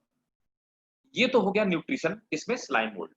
Slime mould में मैंने आपको बताया कि स्लाइम मोल्ड 2 कैटेगरी के पाए जाते हैं, है ना? अभी जो मैंने आपको बताया वो था सेलुलर स्लाइम मोल्ड, है ना? तो सेलुलर स्लाइम मोल्ड में अभी आपको थोड़ी देर पहले बता चुका हूं, उसमें रिप्रोडक्शन कैसे होता है ये मैंने बता दिया। दूसरा जो मैं लास्ट क्लास में पढ़ा चुका हूं, जिसको मैं रिपीट कर रहा हूं, वो है एसेलुलर स्लाइम मोल्ड। एसेलुलर स्लाइम मोल्ड मतलब कि जो सेल की जैसा नहीं दिखाई देता। एसेलुलर स्लाइम मोल्ड डिप्लॉइड है और मल्टीन्यूक्लिएटेड। तो एसेलुलर वाला कैसा है? दिस इज डिप्लॉइड, जिसको नोट करना हो वो नोट भी कर लेंगे। दिस इज डिप्लॉइड, मतलब इसमें क्रोमोसोम के 2 सेट है। दूसरा कैसा है? दिस इज मल्टी न्यूक्लिएट, बहुत सारी न्यूक्लियस, मल्टी न्यूक्लिएटेड, है ना? मल्टी न्यूक्लिएटेड कंडीशन इसके अंदर पाई जाती है। और collection of protoplasm, it looks like amoeba, looks like amoeba. तो ये अमीबा की तरह दिखाई देता है, ठीक है? सेलुलर वाला मैं आपको बता ही चुका हूं। सेलुलर वाला हमने थोड़ी देर पहले, जिसको डिफरेंस लिखना है वो डिफरेंस, सेलुलर वाला थोड़ी देर पहले पढ़ा। तो ये कैसा है? इसमें एक ही न्यूक्लियस है, तो देखो यूनी न्यूक्लिएट है ना? यूनी न्यूक्लिएट मतलब एक ही न्यूक्लियस है, ठीक। दूसरी खास बात क्या है? इसमें हैप्लॉइड न्यूक्लियस है, मतलब नंबर ऑफ क्रोमोसोम का जो सेट है वो सिर्फ एक ही है, हैप्लॉइड न्यूक्लियस है। और ये भी कैसा दिखता है? It also look like amoeba, ये भी अमीबा के जैसा ही दिखता है, लुक लाइक अमीबा, ठीक है। तो देखिए ये बात तो हो गई। तो मैंने अभी आपको जो लाइफ साइकिल पढ़ाई वो इसकी पढ़ाई, सेलुलर स्लाइम मोड की। अब आ जाते हैं एसेलुलर स्लाइम मोड का। होप आपने ये पार्ट नोट कर लिया होगा, है ना? नोट कर लिया भाई ये वाला पार्ट? फिर आगे मूव करते हैं। Yes sir. ठीक है, ग्रेट। तो मैं इसको रिमूव कर देता हूँ, है ना? और जिसको ना समझ में आए वो मुझसे बीच बीच में क्वेश्चन पूछता जाएगा, ठीक है? ठीक,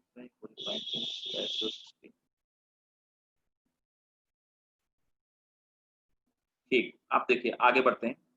अब दूसरी चीज क्या है कि इनमें रिप्रोडक्शन कैसे होता है? तो मैंने आपको बता दिया कहाँ रहते हैं, कहाँ पाए जाते हैं। इनमें क्या होता है, मैं तो ध्यान समझना है। इसमें क्या होता है कि जब सेक्सुअल रिप्रोडक्शन होना होता है, तो ये मैंने आपको बताया था, ये हो गया एक एडल्ट स्लाइम मोल्ड, है ना, या fully developed slime mould. This is developed slime mould, ये एकदम फुल्ली डेवलप्ड स्लाइम मोल्ड है, ठीक है।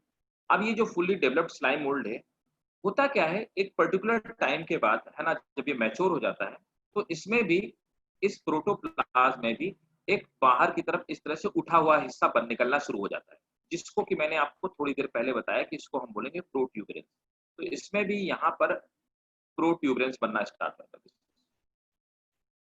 प्रोट्यूबरेंस।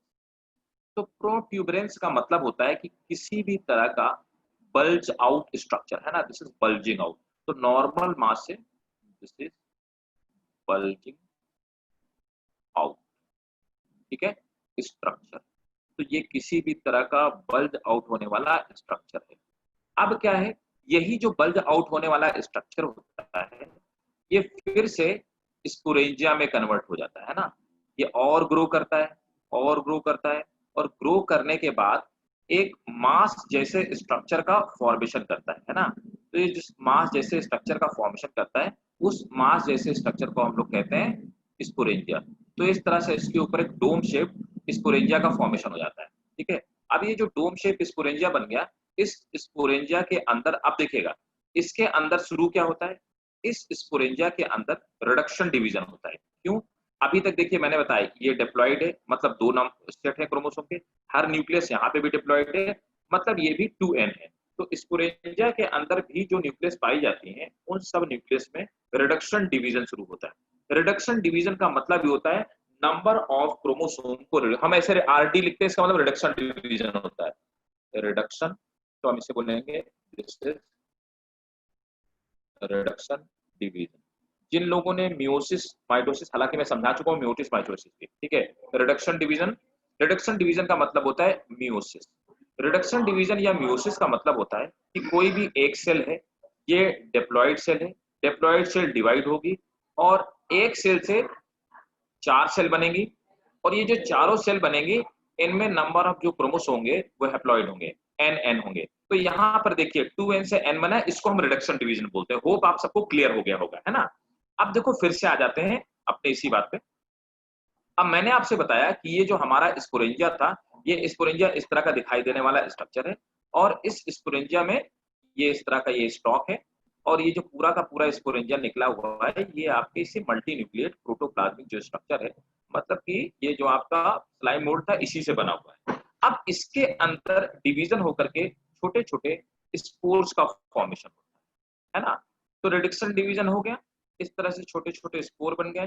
तो ये स्पोरेंजिया के अंदर स्पोर बन गए। अब स्पोर है कैसे, सब स्पोर हैप्लॉइड हैं, n है, तो बहुत सारे स्पोर बन गए। अब क्या हुआ, जब फेवरेबल कंडीशन आएगी, सो ऑनसेट ऑफ फेवरेबल कंडीशन, है ना। तो फेवरेबल कंडीशन में ठीक ये रप्चर हो जाएंगे, और रप्चर होने के बाद ये स्पोर बाहर आ जाएंगे। तो बाहर स्पोर निकल आए, सब स्पोर कैसे हैं, हैप्लॉइड है। तो हम स्पोर को कह सकते हैं कि दे आर यूनिसेलुलर। तो सब स्पोर यूनिसेलुलर है, दे आर यूनिसेलुलर, है ना। और साथ में कैसे हैं, दे आर हैप्लॉइड, है ना, हैप्लॉइड मास है। और फिर क्या होता है हैप्लॉइड के साथ में, दे आर यूनिन्यूक्लिएट। अभी इनमें एक ही न्यूक्लियस है इस समय, यूनिन्यूक्लिएट।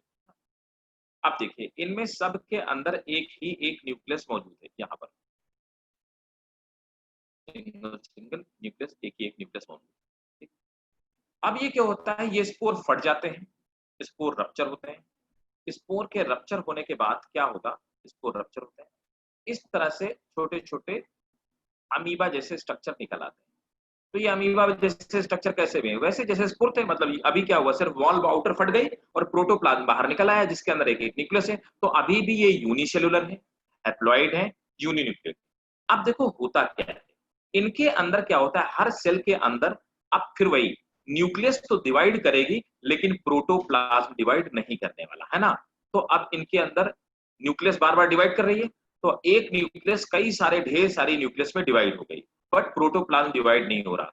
तो हम क्या कहेंगे, तो डिवीजन का मतलब होता है काइनेसिस। तो हम बोलेंगे न्यूक्लियस डिवाइड हो रही है, मतलब कि कैरियोकाइनेसिस तो हो रही है, न्यूक्लियस का डिवीजन तो हो रहा है, karyokinesis is taking place, but no cytokinesis. Cytokinesis, तो यहाँ पर ऐसा कुछ डिवीजन हुआ जिसमें कि प्रोटोप्लाज्म तो न्यूक्लियस तो डिवाइड हुई, लेकिन प्रोटोप्लाज्म डिवाइड नहीं हुई। इसकी वजह से अब इस तरह से फिर से फुल्ली डेवलप्ड स्लाइम मोल्ड का फॉर्मेशन हो गया। ये थी हमारी लाइफ साइकिल एसेलुलर स्लाइम मोल्ड के बारे में। अब बताओ मैत्री समझ में आया कि नहीं है, और बाकी लोग भी बताएं समझ में आया कि नहीं है। This was the life cycle of acellular slime mould. बताओ भाई, बाकी सब लोग बताओ। सर रिडक्शन डिवीजन से एक बार वेरी शॉर्टली सर एक बार बता दें, शॉर्टली सर, समझ में आ गया थोड़ा हाँ कंफ्यूजन। बिल्कुल, श्योर, कोई दिक्कत नहीं, कोई दिक्कत नहीं। जो ना समझ में एकदम बिल्कुल पूछिए, बिंदास पूछिए। देखिए रिडक्शन डिवीजन में मैंने क्या बताया, देखो डिवीजन दो तरह का होता है। मैं अच्छा पहले आप लोग सब लोग बता दो इसमें कुछ और कोई डाउट, ताकि मैं ये रिमूव करूं तो बोर्ड खाली करके मैं दूसरा फिर आपको बताऊं। होप सबको समझ में आ गया होगा। और नहीं समझ में आया प्लीज ड्रॉप ए मैसेज, आप टेक्स्ट कीजिए मुझे अगर किसी को कहीं पे कोई भी डाउट।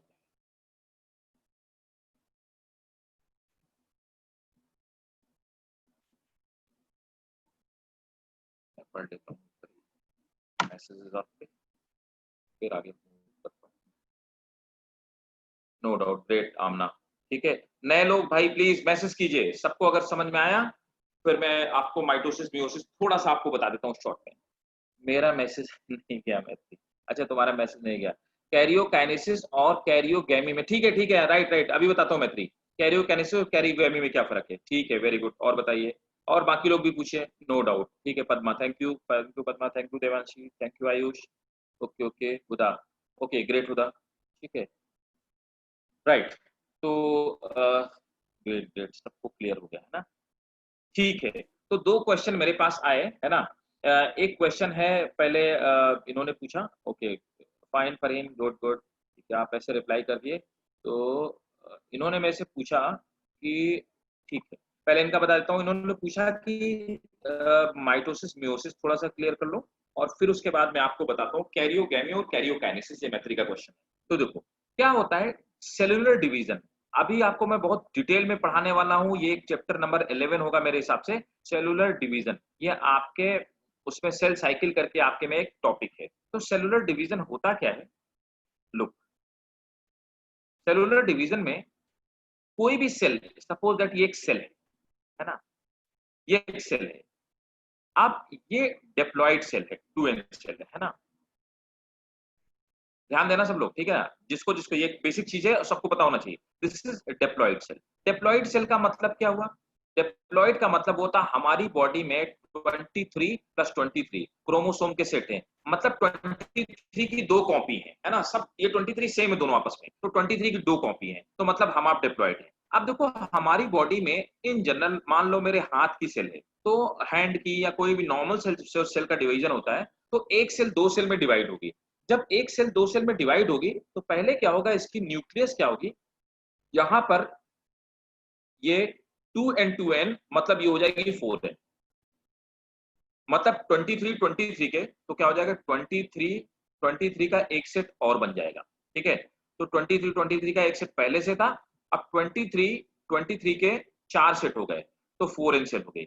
अब इसके बाद क्या होगा, ये सेल दो में डिवाइड करेगी, है ना। तो अब क्या हुआ, यहां पर दो नई सेल बनी।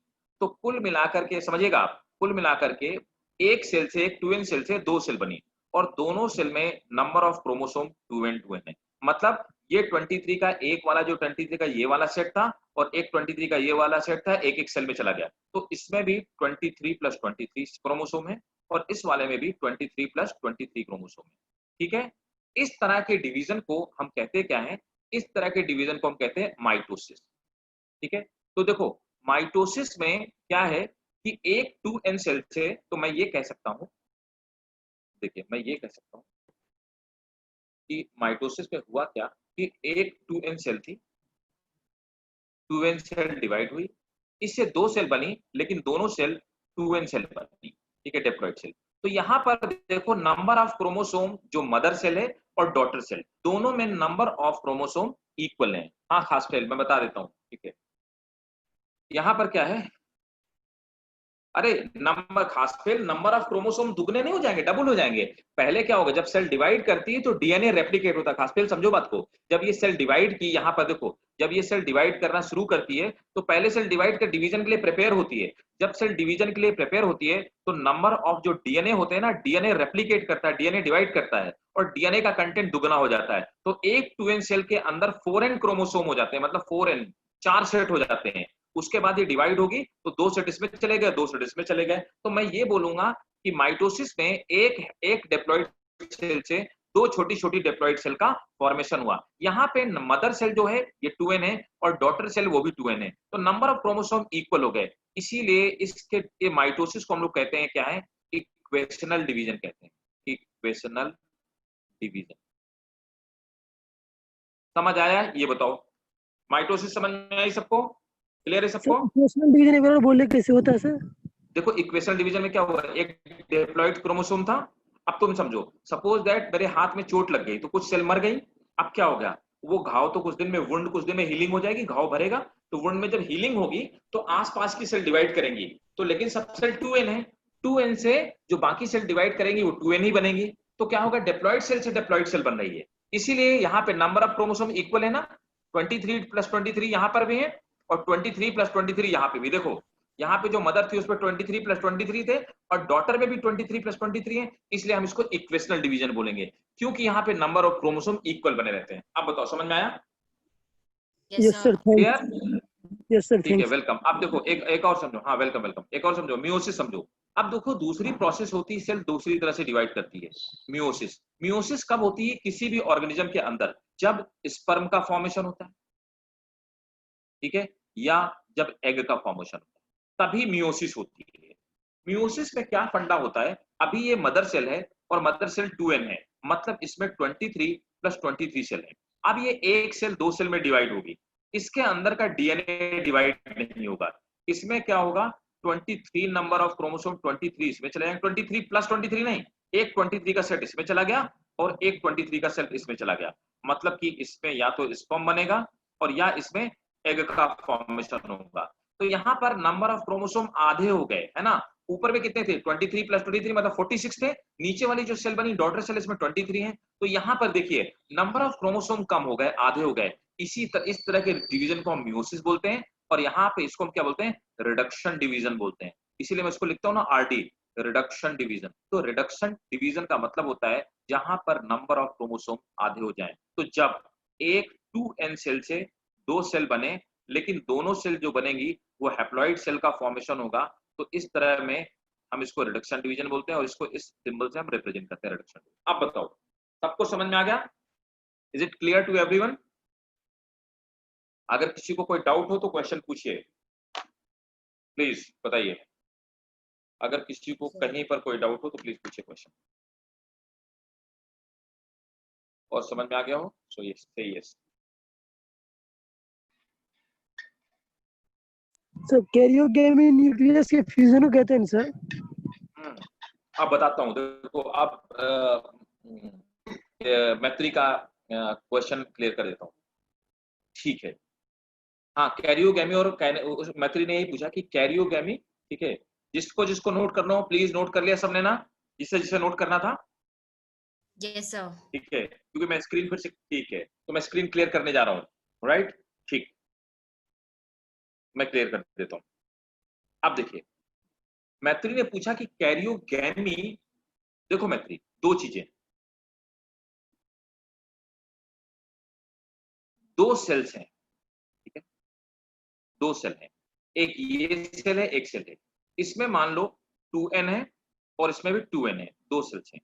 दोनों सेल आपस में एक दूसरे से फ्यूज होती है, ठीक है, फ्यूज हो गई, तो दोनों सेल में फ्यूजन हुआ। तो अभी देखो दोनों की न्यूक्लियस अलग अलग है, लेकिन सबसे पहले क्या होगा, दोनों का प्रोटोप्लाज्म फ्यूज होगा, है ना, ठीक है।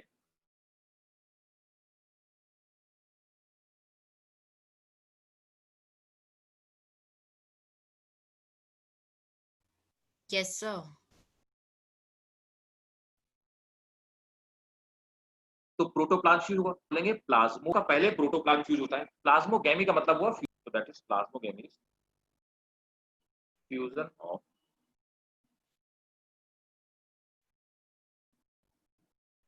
प्रोटोप्लाज्म, है ना। तो अब देखिए प्लाज्मोगेमी में प्रोटोप्लाज्म फ्यूज हो गया, ठीक। अब उसके बाद क्या होगा, थोड़े टाइम के बाद दोनों की न्यूक्लियस फ्यूज हो जाएगी, है ना। तो ये दोनों न्यूक्लियस फ्यूज हो गई। अब यहाँ पर न्यूक्लियस फ्यूज हुआ, न्यूक्लियस में 4n नंबर ऑफ क्रोमोसोम हो गए। तो जब न्यूक्लियस फ्यूज होती है तो उसको हम बोलते हैं कैरियोगैमी। कैरियोगैमी।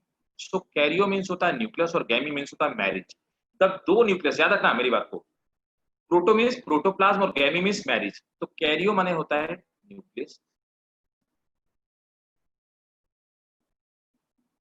न्यूक्लियस, और गैमी वर्ड का मतलब होता है। तो जब दो न्यूक्लियस फ्यूज हो जाती है तो न्यूक्लियस की फ्यूजन को हम कैरियोगैमी कहते हैं और प्रोटोप्लाज्म की फ्यूजन को हम प्लाज्मोगैमी कहते हैं। ठीक है ना, समझ आया मैत्री यहां तक? कैरियोगैमी प्लाज्मोगैमी समझ में आ गया यस सर। मैत्री? Yes sir. क्या हुआ, आर यू देयर? बोलो भाई। Hello, yes sir. क्या हुआ मैत्री, कहाँ हो भाई? सर हेलो, मेरी आवाज आ What रही है? happened? मैत्री समझ में आया? आपकी आवाज नहीं आ रही मुझे, प्लीज मैसेज करो। अगर आपकी आवाज नहीं आ रही तो प्लीज, अगर आपको समझ में आ गया तो मैसेज करो। ठीक है, अच्छा ठीक है, कोई बात नहीं, राइट, समझ में आ गया। आप देखो, ठीक है देवांशी, थैंक यू। अच्छा अच्छा ठीक है, वो मुझे सुनाई नहीं दिया, आवाज नहीं आई मुझे, इसलिए मैं पूछ रहा था। अच्छा आप देखो, दूसरी चीज क्या आपने पूछा कि कैरियोकाइनेसिस क्या होती है। अब देखो क्या है, समझो मेरी बात को। आपने पूछा कैरियोकाइनेसिस, सब लोग समझेंगे है ना। अब क्या है, ये बहुत इंपॉर्टेंट चीज है, जो पहला क्वेश्चन पूछा गया और ये क्वेश्चन, ये दोनों ही बहुत इंपॉर्टेंट आपको आना चाहिए। देखिए अब क्या होता है कि एक सेल दो में, यहाँ पे क्या था, फ्यूजन ऑफ सेल, सेल मिल रही, तो सेल का फ्यूजन हो रहा था, फ्यूजन ऑफ सेल है, that was fusion of cell. यहाँ पर क्या होता है, this is division of cell, उल्टा काम हो रहा है। वहां पे दो सेल मिल रही थी और यहाँ पे एक सेल डिवाइड होकर दो हो रही है, डिवीजन ऑफ सेल। ठीक है, अब यहाँ पर क्या होगा, सबसे पहले डिवीजन किस में होगा, न्यूक्लियस में डिवीजन होगा। तो पहले एक न्यूक्लियस दो न्यूक्लियस में डिवाइड हो जाएगी, तो एक 2n 2n में डिवाइड होगा। तो जब न्यूक्लियस डिवाइड, इसको हम बोलेंगे कैरियो, तो कैरियो माने न्यूक्लियस होगा, काइनेसिस में होता है डिवीजन, काइनेसिस, है ना। तो कैरियो वर्ड का मतलब हुआ न्यूक्लियस, न्यूक्लियस, और काइनेसिस वर्ड का मतलब हुआ डिवीजन। तो जब न्यूक्लियस का डिवीजन होता है, इसको हम कैरियोकाइनेसिस बोलते हैं। तो पहले न्यूक्लियस डिवाइड होगी, उसके बाद क्या होगा, दोनों का प्रोटोप्लाज्म डिवाइड होना स्टार्ट हो जाएगा। तो इस तरह से बीच में एक रिज बनेगी, रिज के फॉर्मेशन के बाद ये हैप्लॉइड और ये हैप्लॉइड, ठीक है ना, ये दो पार्ट में डिवाइड हो जाएंगे, है ना, एक इससे हो जाएगी और एक, ठीक है। अब इसको हम क्या बोलेंगे, साइटोकाइनेसिस, ठीक है। तो पहले कैरियोकाइनेसिस हुआ, तो साइटो में क्या हो गया, साइटोप्लाज्म मतलब प्रोटोप्लाज्म, प्रोटोप्लाज्म, और वही काइनेसिस वर्ड का मतलब क्या हुआ, डिवीजन। तो प्रोटोप्लाज्म का डिवीजन होना, आप समझ आया। तो जब जब सेल्स का फ्यूजन होता है, समझिए बात को, जब सेल्स का फ्यूजन होता है तो सेल्स के फ्यूजन के टाइम पे, देखिए जब यहाँ पे सेल का फ्यूजन हो रहा होता है तो सेल्स के फ्यूजन के टाइम पे, फ्यूजन के टाइम पे यहाँ पे, तो फ्यूजन जब सेल का होता है तो वहां पर सबसे पहले प्लाज्मोगैमी होती है, उसके बाद कैरियोगैमी होती है। मतलब पहले प्रोटोप्लाज्म फ्यूज होगा, फिर न्यूक्लियस फ्यूज होगी। जब सेल का डिवीजन होता है, डिवीजन ऑफ सेल में, तो पहले क्या होता है, पहले न्यूक्लियस ब्रेक होती है जिसको हम कैरियोकाइनेसिस बोलते हैं, और दूसरे को हम बोलते हैं साइटोकाइनेसिस, मतलब प्लाज्मा। ठीक है, आप समझ में आ गया? Yes sir. प्लीज सब लोग मैसेज कीजिए, सबको समझ में आ गया? और अभी भी Yes, अगर sir. आपके पास कोई डाउट हो कहीं से भी, है ना, कोई भी डाउट हो तो पूछ लीजिए, क्योंकि आज हमने अपना ये जो प्रतिष्ठा था वो खत्म कर दिया। अब हम लोग जो नेक्स्ट टॉपिक पढ़ेंगे, वो नेक्स्ट टॉपिक हमारा होगा ये दिस वन, पंचाई। तो बताइए, अगर सर ये किसी को कोई लेक्चर नंबर डाउट हो कितना है? पूछिए, बिंदास एकदम पूछिए। सर ये लेक्चर नंबर कितना है सर? कोई डाउट नहीं, clear, thank you Padma. Sir कह रहा हूँ ये लेक्चर नंबर कितना नहीं है? मैथिली, आवाज तो तुम्हारी नहीं आई। तुम देखो, तुम्हारा हो सकता है कि माइक्रोफोन तो तुम्हारा ऑफ नहीं है, तो मेरा नहीं, आपको इसलिए किसी आवाज की नहीं नहीं आ आ पा रही रही है? है।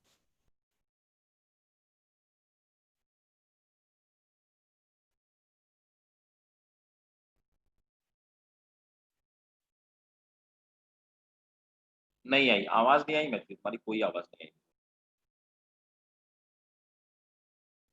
बाकी सब लोग क्लियर हो गया?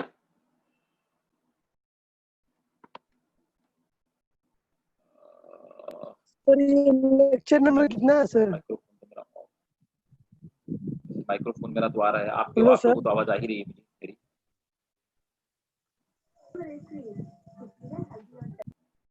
ठीक है,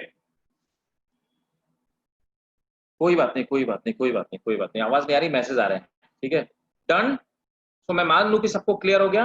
अच्छा, तो जो लोग नए हैं पहले मैं उनसे पूछना चाहूंगा कि उन लोगों को जो मैंने आज पढ़ाया वो समझ में आया कि नहीं आया। तो Rahmani, I think you are new one, Rahmani बताओ समझ में आया? सक्षम तो चलो अब नया नहीं रहा, आज लोग जिन्होंने, मतलब सर मैं पूछ उन रहा लोगों हूँ के बारे में लेक्चर बात कर नंबर रहा हूँ जो कितना लोग है? फर्स्ट क्लास, फरहीन तो पुरानी मजबूरी। सर आपको आवाज नहीं आ रही है? अब अबूजर है ना, अबूजर आप भी बताओ समझ आया आपको? सर को आवाज नहीं जा रही। दो लोग मुझे नए दिखाई दिए, तो आप दोनों लोग बताओ समझ में आ गया?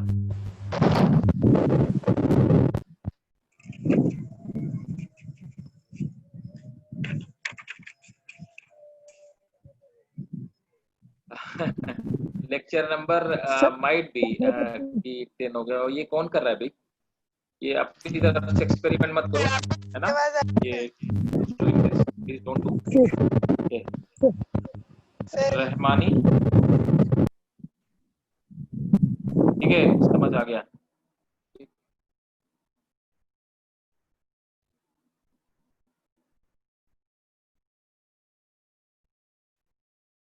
ठीक है, तो होप सबको समझ में आ गया, राइट?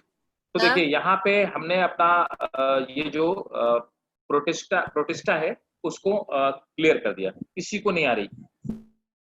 अच्छा वेट वेट वेट, क्या बोल रहे हो? आवाज आ रही है? यस सर, आ रही है। आवाज आ रही है सबको? हाँ जी सर।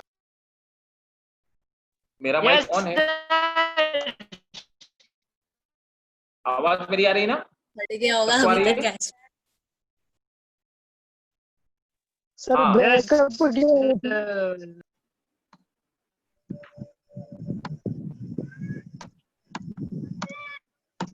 हेलो हाँ ठीक है, तो देखो हेलो यहाँ ये हो गया हमारा, सर, और आवाज आ रही है? 9 अभी तो टाइम हेलो। हो गया है ना, सिर्फ 4 हेलो। मिनट करीब बचे हुए हैं, तो अभी तो फंजाई शुरू करना सही नहीं है, ठीक? तो हम लोग हेलो। नेक्स्ट क्लास में फंजाई स्टार्ट करेंगे, हेलो नेक्स्ट क्लास से फंजाई स्टार्ट हेलो करेंगे।